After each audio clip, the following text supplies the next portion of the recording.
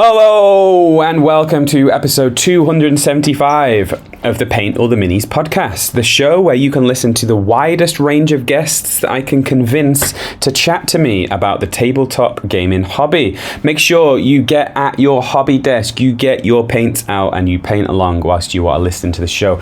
Don't let there be any barriers or hurdles in your place. This is the greatest opportunity to get at that hobby desk, sit down, listen to the show whilst you are painting, even if it's just background noise on my part. It's really good to get to that hobby desk. I've noticed that this week. I got back to the hobby desk after about 2 weeks of not really doing so much, and honestly it makes so much of a difference when you get back doing it. This week I talked to Mr. Casey Garske, a rules writer who has created Space Weirdos, Sword Weirdos, Stay Frosty, and Voidfighter, which was recently published by Osprey Games. Those games that I've just mentioned are but a few of the games that he's created. You can check out his games on Drive-Thru RPG and a number of different platforms, but you can swing by and you go and check out some rule sets from him. It was brilliant to speak and get to know Casey. He seems to be a fun-loving, don't take life too seriously sort of person, and that mentality definitely comes through in his rules writing. Some genuine laughs along the way, and it was brilliant getting to know him, and he seems like a really interesting character. Thanks for coming on to the show, Casey, if you are listening along, and I really do hope that everyone that's listening to the show appreciates and enjoys his insight. Don't forget, if you need to contact me, you can email paintalltheminis@gmail.com. You can join our Paint All the Minis Discord server to join a bunch of chilled and laid back kind of people that like the same kind of stuff as you. It doesn't even need to be hobby stuff. You know, we have a whole bunch of stuff going on there about travels and, you know, video games and books and TV and all that kind of stuff. So you can come and swing by. No adverts or anything like that. It's just chilled out, laid back, genuine conversation. And that's pretty much it for the pre-ramble ramble. Let's go.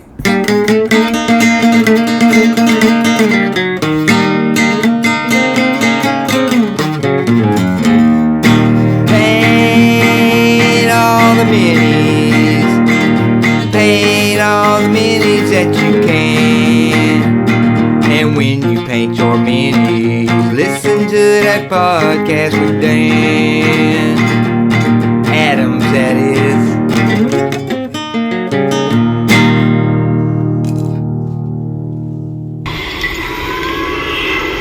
This recording may be all that's left of me. We've been lost in the jungle for 7 weeks now. Parker was taken by cannibals last week. Jenkins the week before by foul water. Poisonous vipers got the rest the week before that. It's just me now, and I don't know if I'll make it. But wait a second. I think I have a bit of a cell phone signal. Wait a second. I have a cell phone signal. That means I'm saved. I can catch up on Paint All the Minis. Look at that. There's a new painting tutorial, and this guy's using Vallejo Orange Brown. This is amazing. Everything. Oh wait, is that the cannibals again? So hey, I am here with Casey. How's it going, Casey? I'm good. Yeah, nice. So what's going down in your neck of the woods? Tell me, one, where you are, and tell me what usually goes down on Saturday evenings where you live. I am in Hopkins, Minnesota, a suburb of Minneapolis, and I spent all day listening to 6, 14, and 15-year-olds play old school D&D, nice. Castle Ravenloft. That's which is always, I was trying to keep my headphones on because I do not need to hear 14-year-olds yelling about things, yeah. Or my son who is dungeon mastering telling everybody to shut up and pay attention. Nice. So, but that's what was going on here today. Is that a typical Saturday? No. Usual Saturday. I try to run all my errands. I work from home, so I need to get out of the house on the weekend. So I like to, go to the hardware store, do the grocery shopping. Maybe while I'm doing that, grab a coffee and then go to the game store to see if there's, I don't know. I've seen everything that's there, but you never know. Maybe something new will be there. See if it's changed. Make sure everything's where I left it. Yep. That's cool. That's really cool, man. That's really cool. Do you ever buy anything from the hardware store? Just kind of walk around feeling... Oh, I always need stuff from the hardware store. I always need super glue or another can of primer or something like that. So there's always something to buy at the hardware store. Nice. So it's really interesting that you're from just outside Minneapolis, right? And if we said the name Casey and if we said the city Minneapolis, to people that aren't American, that those are like quintessentially American names and an American place, right? So like sure. Casey is proper American name and Minneapolis is a proper American city. So do you feel very American? Are you patriotic? Am I patriotic? I'm patriotic in the way that when the Olympics are on and the American women's swimming team is when Katie Ledecky is crushing someone, then I'm very American. Nice. And at almost every other time I am just shaking my head at my country. Okay. Well, let's leave that one. But I grew up in one state over in North Dakota, which is a very rural state. So if you like my childhood, my dream was to reenact the movie Red Dawn. I was just waiting for the Russians to parachute in so that we could take them on. But you could form a little group. That never happened. Did you ever go camping in the hills and pretend that you were camping in the hills because the North Dakota doesn't have a lot of hills, but we did do a lot of camping. Usually when we were camping, this is funny. Just to talk to anyone about with my dad, I get my hobby, like love of hobbies from my dad. His hobbies are somewhat intersect, especially now that he's older. But when I was a kid, it was lots of shooting. We would do this type of shooting match that's called silhouette shooting. We got big steel plate silhouettes of different animals at different distances, and then you try to shoot them, and then there's 40 of them, so you get whatever your score is out of 40. So we would do this, but he also did, our camping was usually doing a muzzleloader shoot, so like muzzle loading rifles and things like that, muskets, like Pioneer kind of that's cool weapons. Yeah, it was pretty fun. So the kids would just absolutely run wild. And there'd be like, tents and teepees and all kinds of stuff all over the place. And then over the hill, there would just be the sounds. It sounded like the Revolutionary War. Nice. That's really cool. But we were in the river catching frogs. Nice. That's super cool as a kid to kind of have that whole pioneer kind of, old times stuff. That's cool. And sit around a campfire and making food on the actual campfire, I bet, as well, right? Yep.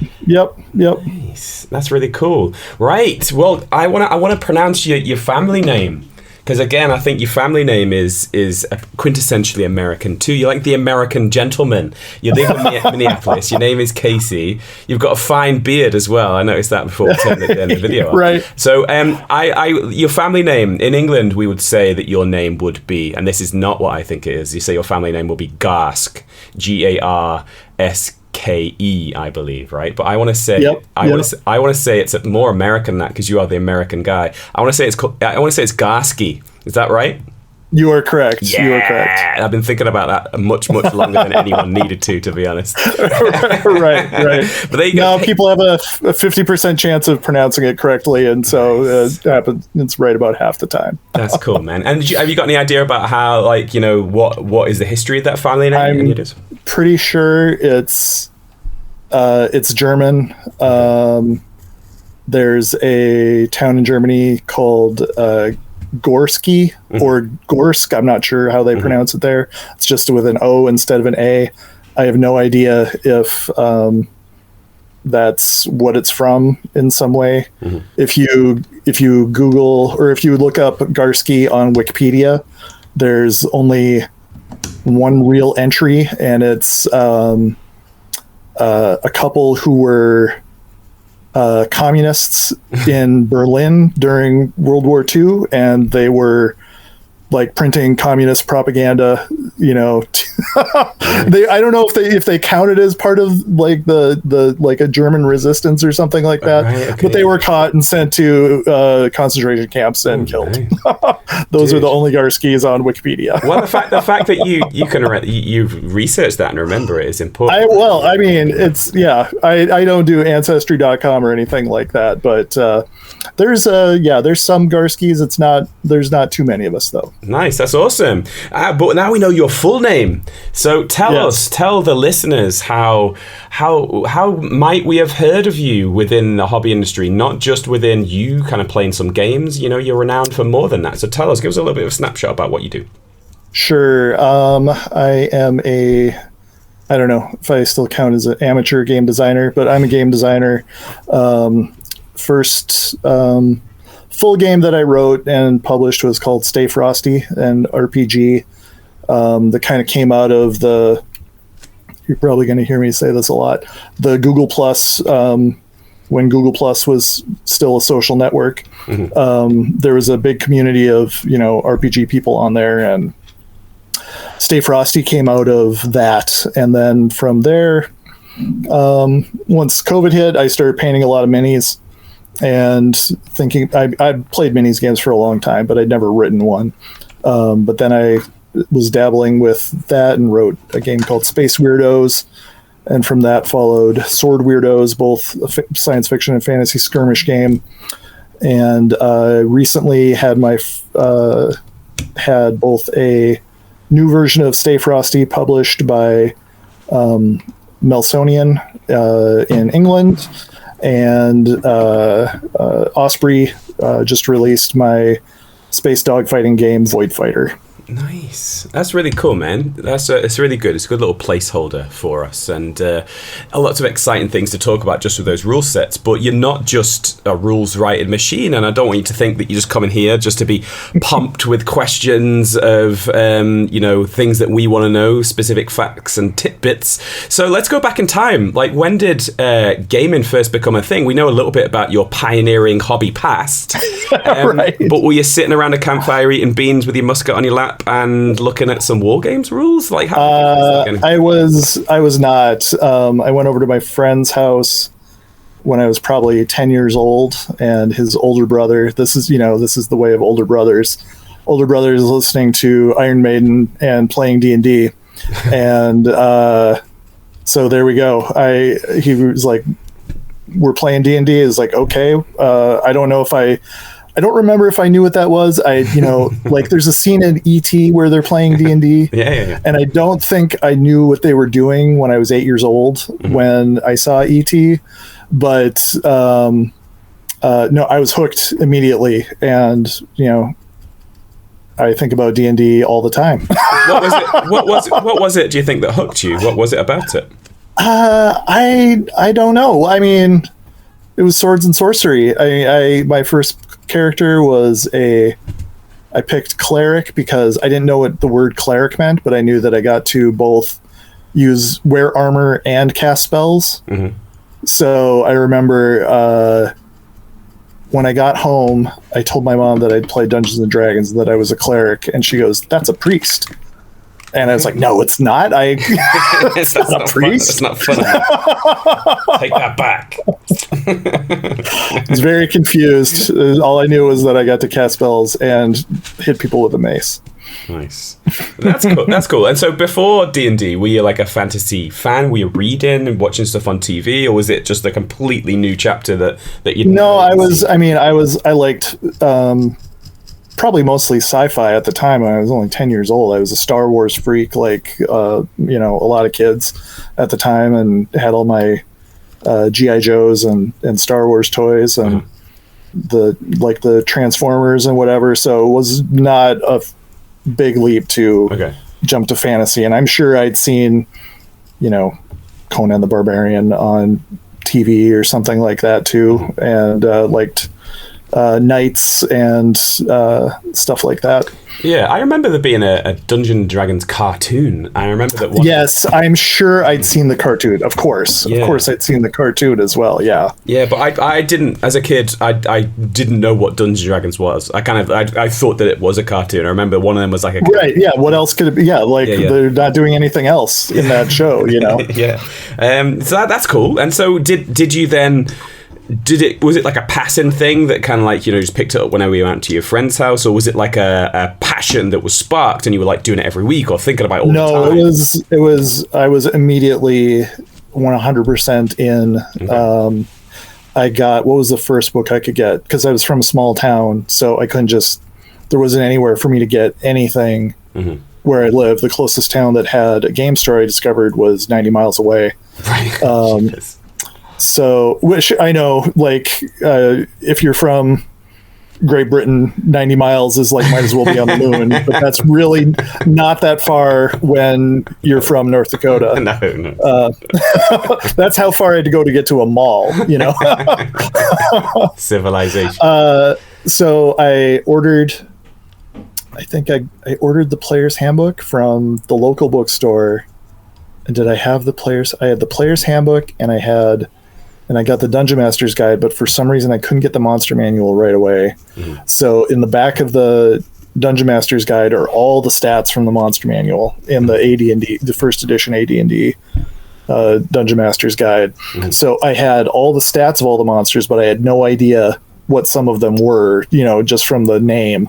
Yeah. So that's kinda I'm cool, just looking, just interpreting them from the numbers, But that's good though. There's something about that, and there's, not everything that exists today would have us be so freeform and open to doing what we want with it. So the fact that you didn't have it, I kind of like that, because you can be like, right, you could just got a name of a monster, but then what does that look like? And then it's your monster. Then it's not my monster. Right. It's not the book's monster. It's yours, right? So can you think about any monsters that you're playing in those earlier times that you kind of that really jump out to you as being like a cool experience? I distinctly remember and this is, ties into pop culture these days, because I was sometimes my friends would just look and they'd be like, okay, let's fight this monster, and then we would just pick a monster to fight. And there's okay, what do you get the most experience points from? And it was Demogorgon. Let's fight the Demogorgon. And it's I don't know what the Demogorgon is. Right. And now, of course, everybody knows what at least the Stranger Things version. Yeah. So can you remember what your one was like? Did you use a mini for it? I don't. No, we didn't have any minis. Everything was drawing the map on graph paper and just total theater of the mind. I didn't know anything about minis for a few years, I don't think. Nice. And so as you kind of started that journey into D&D and role-playing games, what is it about, generally speaking, about role-playing games that have kept you interested for so long? What is it about that world that makes you so excited and keeps you in it? Well, when I was a kid, it was definitely the world building. I loved, I would write my own stories and things like that. So I would loved, sitting there with okay, I'm going to draw my map, and now I'm going to draw all the mountain ranges and the countries and put the forests here. And, I just loved all that kind of stuff. And then when I started reading fantasy novels, okay, here's Dragonlance, and what's in the front? Here's a map. You've I think all good fantasy books should start with that map at the front. That always just, and I mean, Tolkien did it too, right? You can see the map of Middle Earth there, so that's your fantasy world should have that map. What is it about that? What is it about that, do you think? Because I'm the same. Whenever I used to read Raymond Feist books and David Gemmell books, and what is it about that? Is it a human thing, or is it only a small amount of humans that get excited about? I'm not sure. I think a map is just very evocative. If you've got a map, you can look at a point on it and you can imagine what's there. If it's a forest, you can think about what's in that forest. If you put a little symbol for a ruins there, now all of a sudden we've got more detail and we can zoom in on that location, and okay, now that we know that there's a ruin here, what's in it, So like just that kind of thinking, like I that's just the way I thought as a kid, and I guess I still think of it the same way when I'm writing for Dungeons and Dragons anyway. So it's one thing to play Dungeons and Dragons and RPG games, right? And it's another thing to graduate to be a DM. So I'm guessing that's a direction that you took and you started to DM in your own games, right? Yep. Yeah, a lot of my friends did not continue on the D&D path in high school, so I had a break there where I never really stopped, like reading and doing you call it the lonely fun of RPGs, which is the dungeon master stuff, like the drawing the maps and making the dungeons and writing adventures for yourself and stuff like that, making NPCs. So I did tons of that stuff, but really picked it up again in college when it's almost like this secret nerd code where in your dorm room you'd look for the people that had the Dragonlance books on their shelf, or things like that, and then it'd be like, oh, do you play D&D? And then you could puzzle out who the secret nerds were, right? And how hard was that, and how happy were you when you started potentially to connect with those people? I didn't really play my freshman year, but my sophomore year I found a bunch of people, and then we started playing a lot, and I actually play D&D and minis games with all those same people 30 years later. Oh wow, so that's cool, man. Yeah. That's awesome. So can you remember the formative steps? Was it you that was approaching other people about maybe forming a group, or did a group already exist? How did you find those people? No, it was kind of a bunch of us kind of coming together, like the way that friends groups form in the dorms, where you're like this guy, there was one guy on my floor, and then I knew I had classes with a guy 2 floors down, and they play D&D. So it's like, okay, so maybe we from 3rd floor should head down to 1st floor and see if they want to play, and and just kind of grew from there until we had a big group of us. Those dorm experiences are pretty special, and people that haven't had those dorm experiences, I wish I could give it to them. I've been in kind of a few different dorm situations. It's not perfect, and there are things that are quite annoying with it. But just having so many people around the same kind of age just doing stuff is really great for your kind of social health. Because absolutely. You could just be walking down the dorm hallway, and the doors are often open, and even just sticking your head in and saying, "How's it going, man?" Or just being aware of other human beings doing things. You don't even you need to speak to people, but you just find that someone will just walk past your room and be like, "Hey man, I'm going for food, do you want to come?"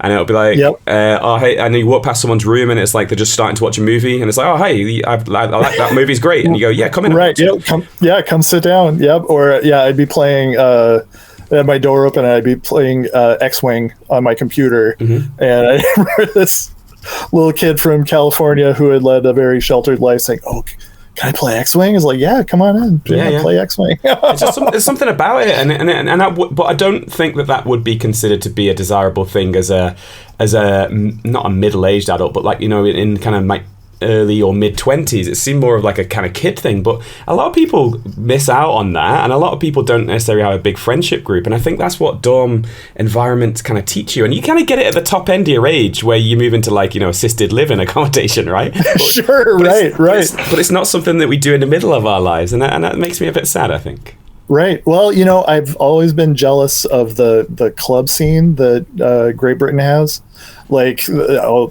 Seeing people talk about, I was at the gaming club, and, things like that. And that doesn't really exist over here. There are some places that have that.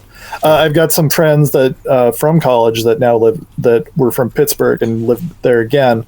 And Pittsburgh seems like it's got a very good club scene, but we don't really. There are some small game clubs here that will run events and things like that, but I don't know. I'm more part of this like kind of amorphous cloud of people that play certain games and go to certain tournaments and things like that. Yeah, it's not something that just exists within gaming in England, really. And it kind of, I guess it would all come from two things, I would say, and that is like working men's clubs and also the local pub.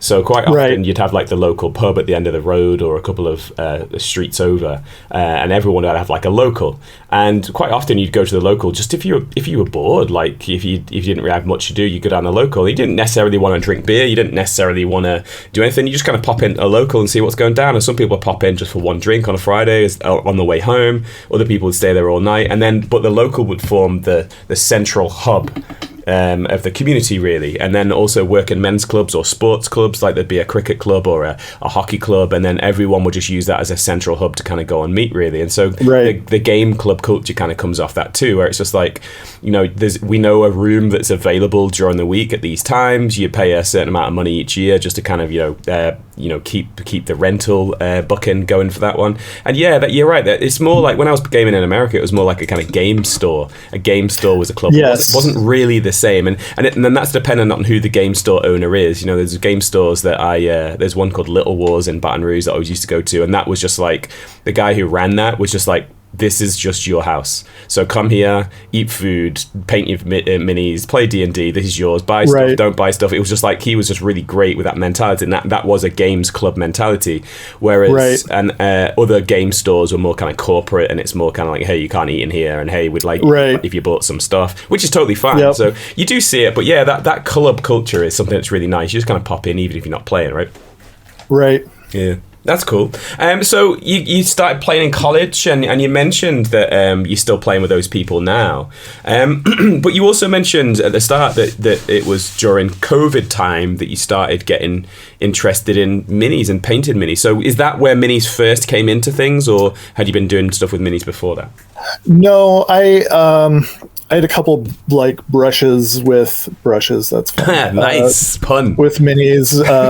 When I was a kid, I bought the battle system, CSR battle system box set, and that's full of chits. But the rules are completely ridiculous because it's just okay. Just play D&D with like 100 little chits on the board or minis if that's what you're into. But that came with 2 minis that were supposed to be like, could be like a good guy general and a bad guy general or something like that. So I'm sure I painted those with my dad's like model airplane paints or something, because I'm sure I didn't have, I don't know where I would have gotten any paints or anything like that. And then I'd see things at the bookstore, and so I guess I should say that a lot of Americans had Hero Quest, and so Hero Quest was my first like exposure to like like the Games Workshop kind of style miniatures. But I wasn't really aware of them, otherwise. Just to pause there, sorry to interject. And had you been playing Hero Quest after you'd been playing RPG games for a while, or was it early? Yes. No, the Hero Quest was cool because it was like a board game, but but it was like playing D&D at the same time. So I loved Hero Quest. Nice. But that came like, I don't think I played that until I'd been playing D&D for several years, a few years at least. What did you like about Hero Quest? Some people say that it's really great because it makes it much more accessible, and it's like a kind of much more fuller package. Some people say it was a little bit simplistic compared to the D&D that I was playing, but what can you remember your thoughts on it as you were playing it as a kid? I think I just liked how quick it was. Yeah. Like, here's the book, put the doors here. Yeah. And these are the monsters, and it's all ready to go. And there's no cruft, like I don't have to go to the shop and buy a potion or something like that. We can just go. Yeah. Like, if we don't want to do if we don't have time to play D&D for 4 hours, we can play Hero Quest for an hour or two or something like that. It's so cool. It's just such I think the time that it came, someone was always going to do it, but they did it, it's like exactly. Yes, it's really, really cool. Yep. Nice. So you'd mentioned like your kind of Hero Quest kind of experience. Do you still have it? Is it still kicking around, or is it kind of just got lost in time? I think my brother has our original Hero Quest. I think. Nice. And I think the only mini that he was missing was the elf got stepped on at some point when he was a kid, and I 3D printed him a new one and gave it to him. But there was Hasbro owns it now, and they did their stupid crowdfunding thing that's like, you're Hasbro, you don't need to do crowdfunding. Like, you could just print this stuff, But they do that. But I went like all in on the stupid Hero Quest Hasbro Pulse Kickstarter thing. So I got the big box with all the extra minis and all the expansions that they came out with at the time. How was that? And we've only played it a few times, but the minis are great. How was that experience going back to it? Is it kind of you kind of like, is it just as good, or is it lost its allure? I don't know if it's just as good, because with Hero Quest, I don't know if you ever did this where it's like, okay, everybody's just in a line in the hallway. I kill an orc, and then the person at the end of the line walks up to the front of the line, and then they attack, and then you're just kind of like stuck in this little train, so I mean, it's still great. It's still great. But there are weird, just like things that happen because of the way the map is and the way the rules work that can make it a little samey. But I think since you're not playing the same little dungeon every time, and they're pretty good with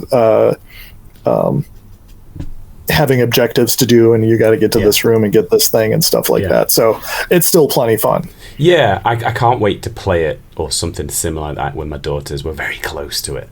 Yep. Indoctrinated is probably the wrong word, I hope. I've been kind of like, no, it's the correct word. It's the correct word. You got to play it cool, though, man. You got to be cool about it. But yeah, I've been building up kind of board game skills and strategic thinking for a good few years now. Right. And I think I'm nearly ready. I'm nearly ready to kind of take that plunge into that world, and I'm so excited. But also a little bit. Okay, so here's my dad advice for you then, because I never, with board games or any games, I never cut my kids one tiny bit of slack. Right. I don't care how old they were. We're playing Trouble, which I don't know if you have. No. Trouble or like Sorry, if you can land on someone, you can send their little dude back to the beginning. I did it every time I could. It's like, you just need to learn how to live with it. You need to be a good loser. You need to accept defeat. So when my daughter first beat me at Carcassonne, she was so proud of herself when she finally beat me at Carcassonne. Nice. So yeah, that's really cool. Their enjoyment after you being a total hard ass about games their victory will be all the sweeter. And you started crying at that point, right? Right. Yes. Oh yeah, you never hear the end of it. They won once, and you've won every other game. But remember when I beat you in 2017? Do you remember that game? Right, cool, exactly. That's awesome. Right, well, let's kind of move deep into the minis then. So why COVID? What minis? What are you picking up? And why them? So I really started painting minis on my own when 3rd edition D&D came out, because that was much more focused on like grid movement and stuff like that.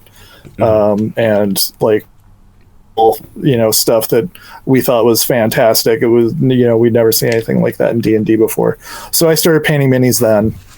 And Wizards of the Coast they revived Chainmail with like a new line of minis that was based on 3rd edition D&D. So I bought a warband for that and painted those.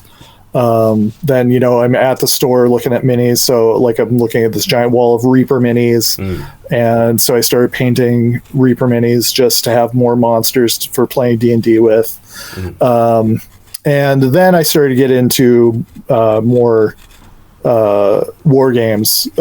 Reaper had a game called Warlord that I painted some their Lizardmen for. And so I'd been playing like some minis games, and it would come and go as I like either. There was a time when I wasn't playing a lot of D&D because it was before we started playing online most of the time with my friends, and I like scattered all over the country. So there wasn't a lot of in-person D&D, so I was playing more minis games. But then I was off minis again because I had like a little kid and stuff like that. So that's harder to get out of the house to play minis games. But then I think it was 8th edition of Warhammer 40K came out soon before COVID, maybe 2018 or something like that. I can't remember. Anyway, whatever the Primaris Marines, the first, like the premiered guys, and and so I was like, okay, I've been looking at Warhammer minis in the store for over 20 years and have never bought any. And I'd maybe bought a couple of like Mordheim miniatures, but those were really freaking expensive. So I was usually the Reaper minis were very much cheaper, so I would buy those. And is that the reason why you didn't dip in? Is that the reason why you didn't get involved in Games Workshop? Was it just the price of it, or you heard people that play, or you'd kind of see that? I didn't. None of my friends played. My friends weren't as interested in minis as I was. They were perfectly happy to play with, like have their character, their PC for D&D or whatever painted, but not interested in spending a bunch of money to and then have to paint this entire army, But I just remember being in the store and looking at that.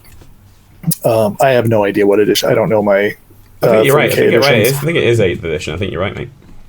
Right, yeah, and then before that, I remember seeing the Cadian army box that had like 3 tanks, and just like I don't know how many guys were in there, 60 dudes in there. I was like, that looks awesome, and I didn't really know anything about 40K, so I was like, okay, this 8th edition is coming out. I can buy a box set. I'm an adult. I can do whatever I want. So I can, I can check this out. So that was really the first time I and I mostly bought fantasy minis too. I was playing fantasy games with D&D or whatever, not science fiction games. So I bought the 8th edition box and painted some of it. How was it? Then I kind of started. How was the experience?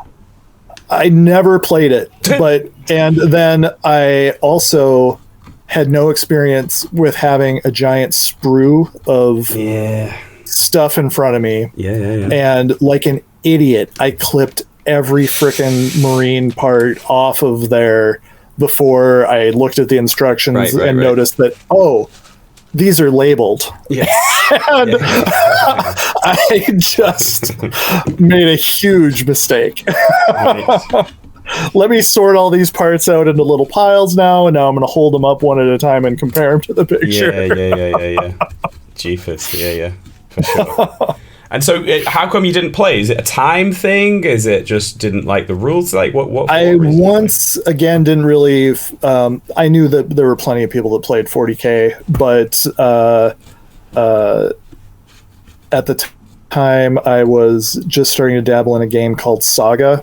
It's a French historical game. They've got like many different versions of it, and was. Meeting up with a couple people that played that, so that's the game that I was playing more. But I started reading like 40K books and stuff like that, like novels, and got Dab Abnett books and stuff like that. It's good. So it's good that one. It's so good. Like there is so much 40K stuff that there's like total shit and there's stuff that's just fantastic. And I don't have any notes in front of me.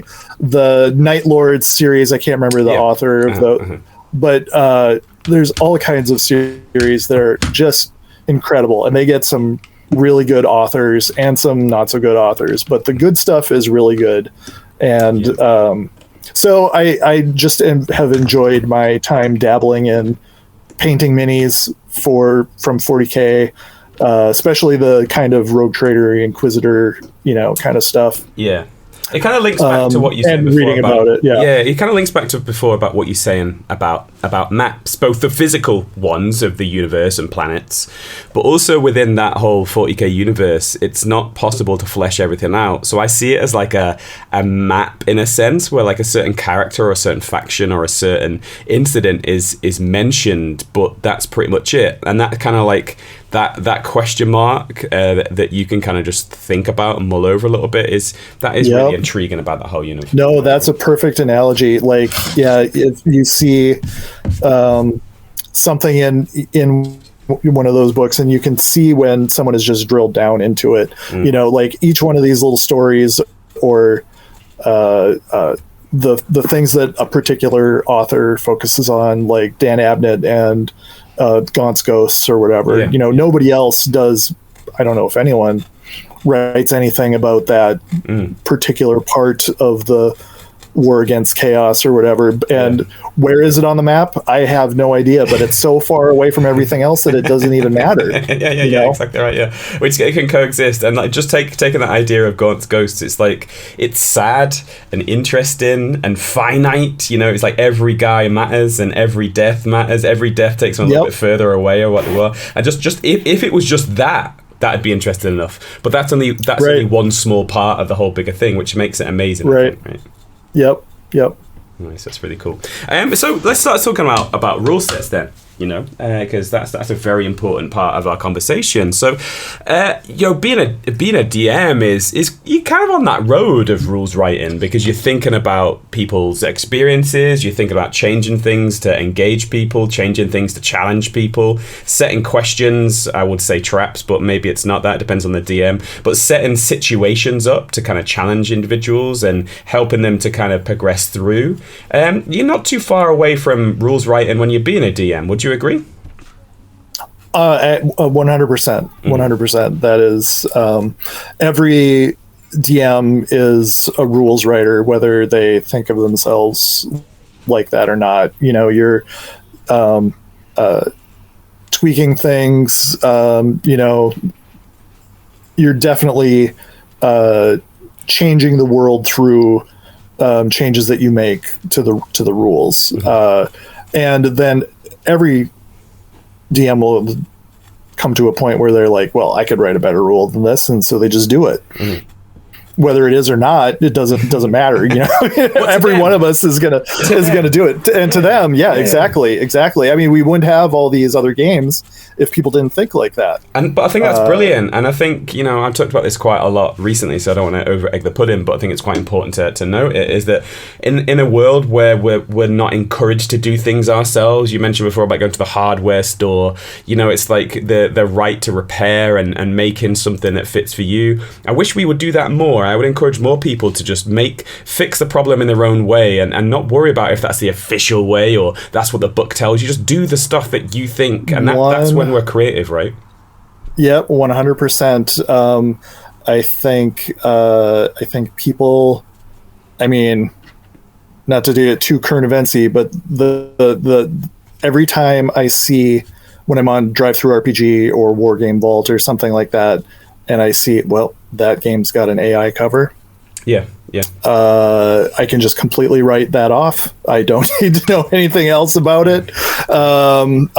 If you can't do the brain work, if you're gonna like subordinate yourself to the slot machine, like that's just regurgitating words that it doesn't even know what it means. Like you cannot do that to your brain. You have to do the thinking for yourself. You have to do all of the brain sweat yourself. You're not going to get better at whatever you're trying to do unless you like put pen to paper, put your fingers on the keyboard. There's I think she was a publisher called Kathy Heppenstall. I'm not going to do the full quote, but it's actually on my laptop screen. I think it's important for me to read it regularly. And she answers a question, and the question is, why should I write better? Why should I write better when a machine can do it for me? She responded, because actually no one can do it for you, because your voice is unique among all the people on Earth. Siri never petted a horse's neck. Alexa has never been ghosted by the captain of the football team, but you have lived, your heart is beating, and you have suffered, and you have something important to say. So that's only the first part of the quote, but I think it's something that's really important that we remember as human beings, in my opinion. Yes, no, that's correct. Yep, I agree with that sentiment 100%.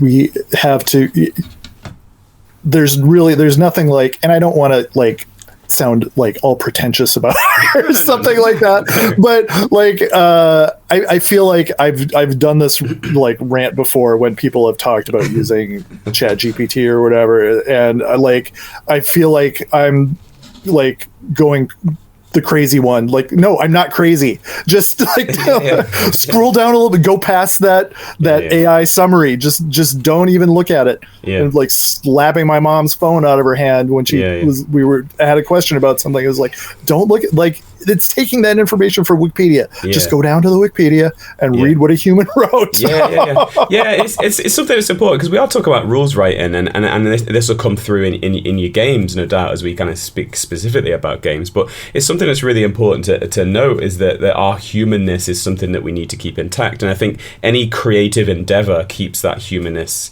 intact, you know, and it's something that's really important, because it's not only about the creative endeavor, but it's about the social glue that holds us together. So if you are changing rules as a DM and you kind of get to see that experience that other people are having, you can then speak to another DM and you can have you think, oh, he does that, and let me change that. It's just this idea of creating something and then passing it to somebody else, and then they tinker around with it and pass it back to you. It's like the kind of the human connections that can form from creativity. By sometimes it's a little bit mean, you know, someone might give you a little bit of feedback that's a bit mean, but what they're doing is they're adjusting it and messing with it and passing it back to you. And that's what I think we are as human beings, this whole idea of, you know, we're creative and we change things and we adapt things and we grow, right? And I'd hate that to be taken away, I think. Right, yes, we should absolutely not give that to anyone else.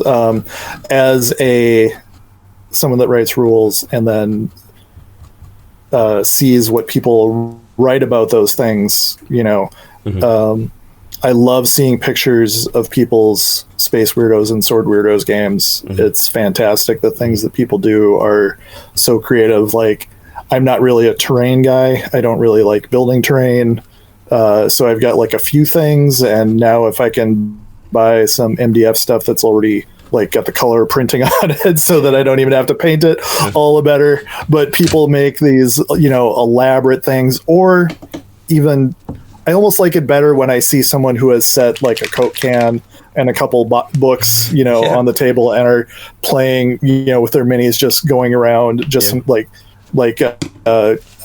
trash gaming. That's fantastic. But just knowing that, like, okay, I wrote that and now they're having fun. If you like let a computer, ChatGPT, write the fluff for your game or whatever, then like if someone, they might be enjoying it, but you didn't do that. You know, I don't know. It makes me crazy. Yeah. Just before we move on and talk specifically about rules, I kind of annoy people too when I talk about this. And in my career, I openly say to people, I would rather my paperwork and my work be worse, but know that it's mine, than use this external thing and it not be a reflection of me and who I am on my journey at that point in time. Very good. Yeah, but it's hard because sometimes you suck at stuff and sometimes you're bad at stuff and sometimes sometimes your spelling and grammar is wrong. But I like it when people bring it up, you know, because I'm like, yeah, you're right. There should be a comma there. But yeah, let's talk about the rule set then. So what came first? What was the first rule set? Was it a rule set that didn't get released, or did? Oh yeah, there's that first one. Lots. Why? Lots of stuff that I wrote. Why did you start back writing? in the day? I started writing because, like, you just think you can do it. Like, I don't know. It's I'm going to pronounce it wrong. Solipsistic. You think that your experience is bound to be, better than whatever's in front of you. Or you just see something that, that you think you can fill a gap that isn't, doesn't have something perfect for it.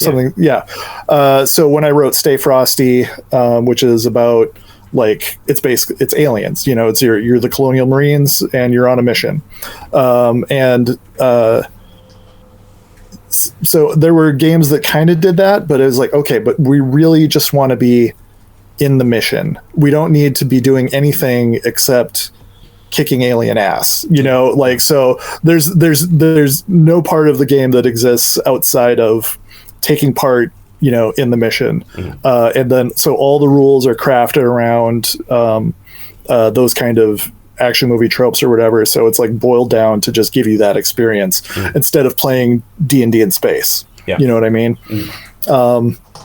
And when I went to minis games, I'd just been painting minis a lot, and I'd been looking at some, like, indie rule sets. So the, like, Ganesh games, Song of Blades and Heroes, fantastic game, big influence on my rules writing. Some other small games that, of course, are not coming to mind, but I generally would always seek out, like, okay, these are the big games, but one, it's really expensive to buy all these 40K books. So who has written something that's free on the internet, that I can download and try something out with, like, a little less cruft on it than all the 40K stuff. And so once I'd done that, then it's really not going to be any time at all before I'm just, like, tinkering with my own rules. So I guess the first thing that I'd done with minis is, even before the X-Wing minis game came out, I'd been toying with, like, Space Fighter rules, because I had Star Wars Micro Machines, and it was like, okay, how would I play Star Wars, with minis, and so I'd been tinkering with some rules that I called Snub Fighter, and then I'd done that on and off for many years and kind of put it away. And then when I was thinking about writing, like, my 40K skirmish game that became Space Weirdos, I was like, well, why don't I just see if those old space rules work for this? And I discovered that they worked pretty well. And so that's what I built off of. So if you're a games designer, you'll, like, have all these, like, Google folders, or your drive is just full of these weirdly named folders with half written things in them. And you never know when they're going to be useful when you go digging back through to find things to pick out of them. So that's where Space Weirdos came from, is kind of going back to stuff that I'd already written and painting a lot of minis because I wasn't doing anything else when COVID started. I'm gonna annoy myself by asking this question, so apologies in advance. But do you have a Sure. do you have a philosophy? Do you have a design philosophy when you're writing your rules? Or just whatever comes out. No, I think I do. Can I articulate it? Yeah, that's sure. that's I know I don't know if I can. Rhetorical. Can I? Yeah. I'm not sure I can. I think when I write, it's really hard for. It's almost like if you read rules that I write, especially Stay Frosty and, like, the intro to Space Weirdos. That's kind of my exaggerated know-it-all game designer voice, like this kind of person, narrator who has seen it all, and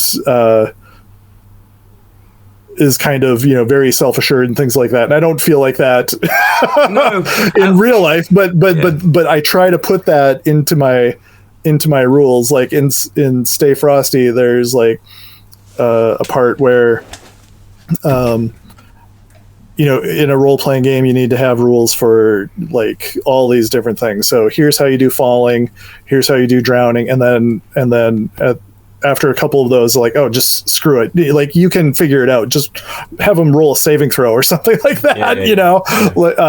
So like I and it's kind of funny because I like my role-playing games very loosey-goosey, and I like my war games rules pretty tight. So my war games voice is I try to write very concisely. I try to get the rules down to as few words as I can while containing their, complete meaning. And when people have, rules questions, I will answer it and then say, if you ever have any questions about my rules, if you just do exactly what it says, you will not go wrong. Like, I'm not trying to trick it. I'm not trying to trick anyone. I'm not like if it says to do something, then you don't need to go back and to another part where you do a different thing when you're doing something similar. You know what I mean? Like, Where did that come from? Hopefully, be straightforward. Yeah, where did that come from? Is that something that you're involved in professionally, or is it just because you yourself are annoyed? No, that's just what I like, I guess. Yeah, I'm annoyed by ambiguity, and I'm not really annoyed by ambiguity in a role-playing game, but again, I am in a war game. Yeah. So I there's a little push-pull in myself there. But it never really crosses over. I'm never going to write something like I read a few D&D adventures too, and I'm like never going to hem someone in with a rule or something like that. Like, that's why I like old school rules. I would play OSR style Dungeons and Dragons all the time, mostly play 5e, but if I'm writing stuff, I'm writing for old school D&D because I want that openness and that style of play. But if I'm doing war games, then yes, I'm going to be honing in so that there's, not so that I'm not talking about like ambiguity in that we're measuring distances so precisely or something like that, but in like, what are my options? And when I do something, do I have to worry about that I'm missing something? I don't want anyone to be missing something. It's like chess, right? I'm very fortunate to have spoken to a number of different games writers, and they talk about chess as a kind of a base layer idea, is that you don't have to spend ages thinking about what a pawn does or what a king does. You spend that time thinking about what you want to do with those things, not what they themselves. Right. Would you agree with that?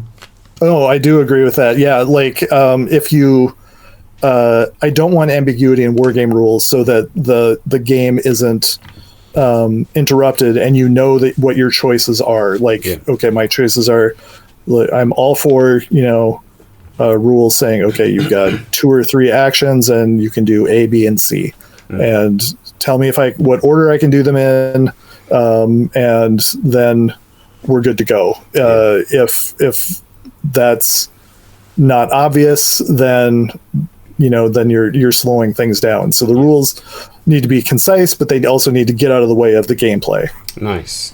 Well, as we begin to wrap up our conversation at this point, I want to. You don't have to answer now, but I want to extend an invitation for you to come on to a show in the future to talk specifically about rule sets, because I want to make sure that we give your rule sets that you worked really hard on the right amount of time in the conversation. But I just want to kind of pull back and talk about 2 things that make me want to play your games. And I know this isn't going to be every single human being on the planet, but one, just the name, Space Weirdos, Sword Weirdos, like that makes me want to play it. In a world that's very, very serious, it's very, very corporate, that name, that name alone just makes me excited. It made me have a little chuckle and it drew me close to it. So what is the genesis of the name? I think it was a joke at first. I just needed to name the file something, so I just named it Space Weirdos, and then I never wanted to change it. I was like, no, that works, and then that really came to life when Lucas came on to do the cover for it. Mm-hmm. So I think you see that cover for Space Weirdos and Sword Weirdos, and those are weirdos that he drew. And so you immediately know what this game is. You know that it's not going to be super serious. Nobody is... there should be no hurt feelings while you're playing this game. You know, you're not going to find you're not going to be playing a power gamer. This is a game for you and your buddy to stat up some of your collection and go to town. Yeah, and I'm not being critical of other games, but you say, like, if you're watching TV and a guy said, hey, here we're at the World Championship Finals of Warhammer 40k, that's very serious. But then if it's like, I transpose that onto your game and I'm like, hey, here we are, it's the World Championship Final of Space Weirdos, I want to watch that one. That's what I want to watch. Right. Yeah, I don't know what the equivalent sport would be, but I was at a bar one time and there was the Excel spreadsheet World Championship on TV, and I was like, oh, that's incredible. This is the greatest thing I've ever seen. And it got a very fierce and a very passionate fan base, right? Everyone that I've spoken to that's played one of your games is very fiercely, in a positive way, passionate about it, right? You feel that? Yeah, I think it hit. There's some other games that kind of do the same thing. Like I cannot discount One Page Rules. They had one of their first games, a little game called War Stuff, which was a very simple game that I played with my son with his little Fisher Price Star Wars toys, you know, like, because it was so easy. And their games are really good, but they don't quite have the they don't have my voice. So I mean, I think if you get someone who's like, okay, he's writing rules and talking in a way that appeals to my sensibilities, you know, like I just want to tap into that. Like, okay, we're a little punk rock, we're a little heavy metal, a little anti-establishment. You know, I want that to come through. Yeah, and it's really important, you know, and it's you mentioned before about filling a gap, is that a lot of people maybe don't have the experience to create a rule set. So if a rule set reflects kind of a little bit of who they are, then that fills in the same way that bread, you know, I might like a certain type of bread and I don't necessarily have the experience or the time to make a certain amount of bread. So I've got no problem paying a little bit of money to get that sort of bread, if that kind of makes sense. Yeah, and I mean, and I don't have it was really hard writing Voidfighter. It was really long. Like, that took me a long time to write that. They were like, can you make it 80,000 words? And I was like, yeah, sure. And I had no idea whether I could do that or not. But so, like, the 6,000 words that, like, Space Weirdos and Sword Weirdos is much more to my liking, and I like the zine format. So it's like, okay, I want people to play my stuff. It's $5, you know, like, if you don't like it, you're only out $5. It's not even the price of a cup of coffee anymore, you know? So what, and how much enjoyment can you get out of a game that you play? If you play it once, you've gotten $20 worth of enjoyment out of it. You know what I mean? Yeah. It's super cool. But anyway, that is all we got time for. I got one more thing that I'd like to say, and like I said, I'd love to invite you back onto the show in the future to talk. Specifically about games mechanics. You know, I don't want to do your games a disservice by kind of just skimming over them at the end. But the first conversation is always a getting to know you. You know, so that any future conversation that we have in the future is going to be so much more stronger because we have that kind of context in the bank. But I kind of this is a direct quote from our Discord server when Voidfighter first came out, and that is, any rule book that begins with "What is this nonsense?" is a rule book that I wish to play. How do you feel about that? That's the correct attitude, because I mean, really, we're playing games, right? We're like grown people pushing around toys on a table, you know. Yeah. So it is nonsense. It's completely superfluous. It just makes us happy, you know, and gives us something to talk about on the internet. So and that was published by Osprey, right? Who are considered to be very serious in terms of the rule sets that they think. So was there any pushback on that kind of tongue-in-cheek mentality that you have? Absolutely none. No? I self-censored myself by not swearing all the way through it because I didn't think that would go. So I was just like, okay, I'm not even going to try. But my editor didn't have any. That's good. Any pushback on anything. That's great. I really like that, and because you're non-apologetically being yourself, and that's what we all should be. Yep. We all should just be ourselves and let that shine through. And obviously, if we're being clearly offensive on purpose or trying to kind of like trip someone else up to make ourselves look better, then that's not cool. But I just like how I feel that your personality is in the book, and I feel that those shine through. And yeah, I just want to thank you. That's good. That's good. Thank you for that, because it really makes people's. I appreciate that a lot. The first review of Voidfighter, the guy mentioned the voice of the book. And I was like, oh, he actually read it. Great. Yeah, which is another thing that's really important as well in the age of YouTube and YouTube reviews and things like that. I'm sure that you want to make sure that, you know, anyone that does review the book has genuinely taken the time to understand it and to analyze it on a certain level to kind of be the voice. Yeah, because I'm not making any videos, so someone else has got to do it. Nice. Well, thank you for your time, Casey. We really appreciate it, and hopefully you can be on again soon and we can delve into the mechanics. Yeah, this was a lot of fun. I had a great time. All right, thank you. Bye-bye.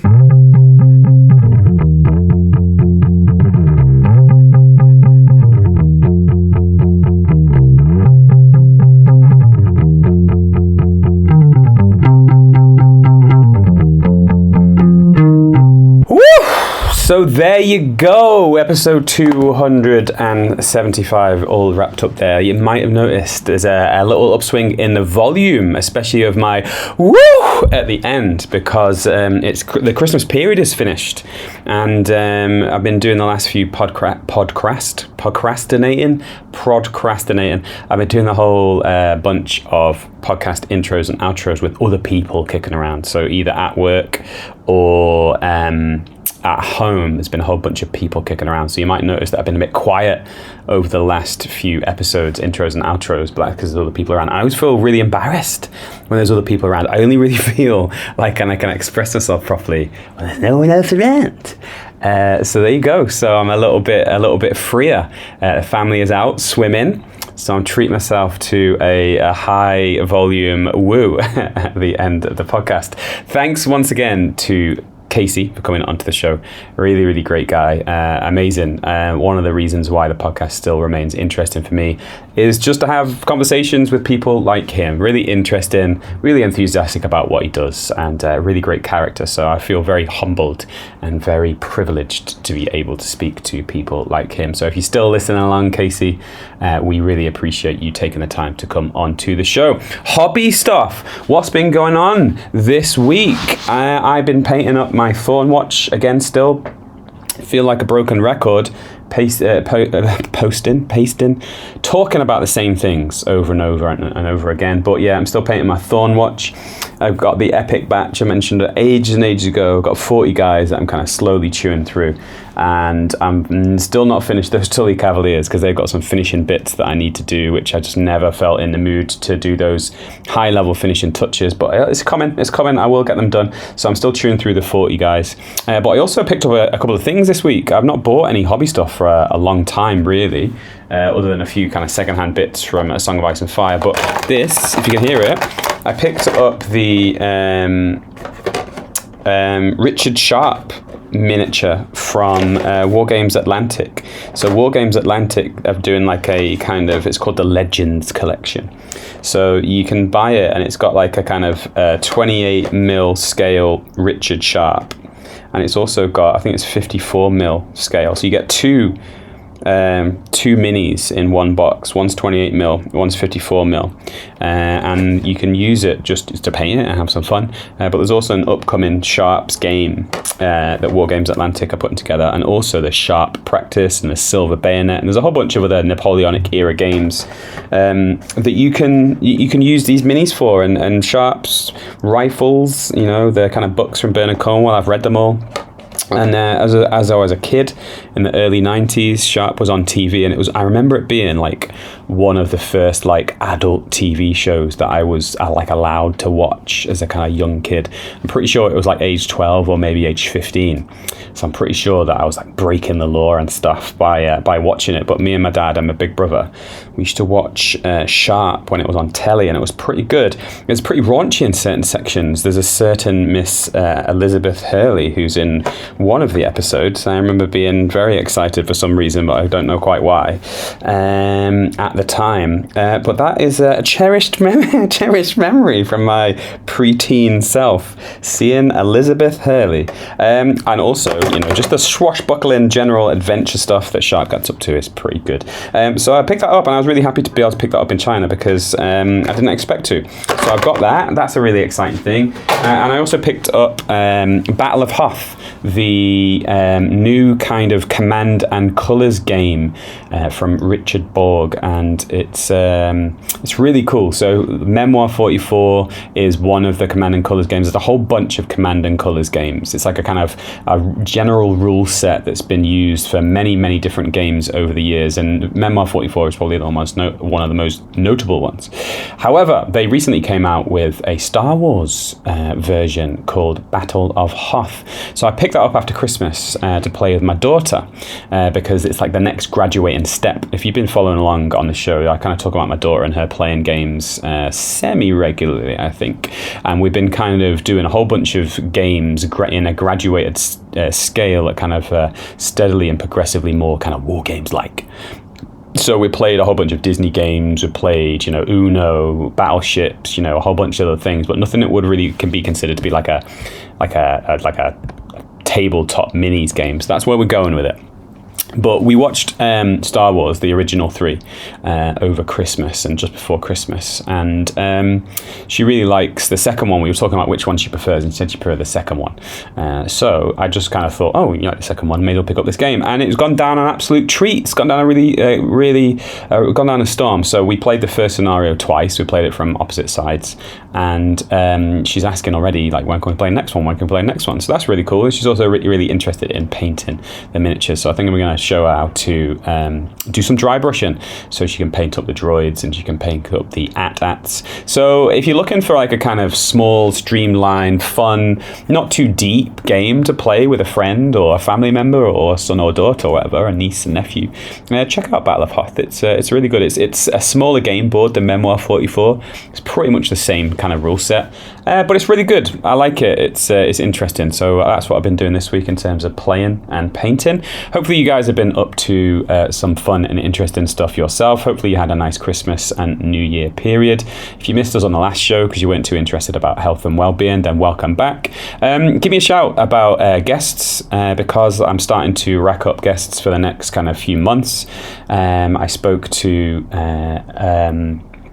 somebody this week. That's going to be a really exciting episode. I'm not going to necessarily spoil anything here, but that's really cool. And I'm looking for new people. So if there's a game that you really like, especially from an independent rules writer, if there's mini manufacturer or creator or sculptor or somebody who deserves the spotlight to be shined on them, or to just someone's got a really interesting mindset or viewpoint on certain things, and give me a shout because I'm always open to ideas about who to speak to.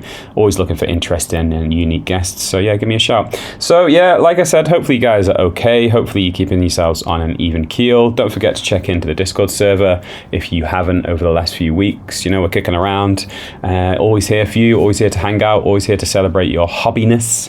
And I think that's pretty much it, the post ramble. Until next time we're together, keep painting.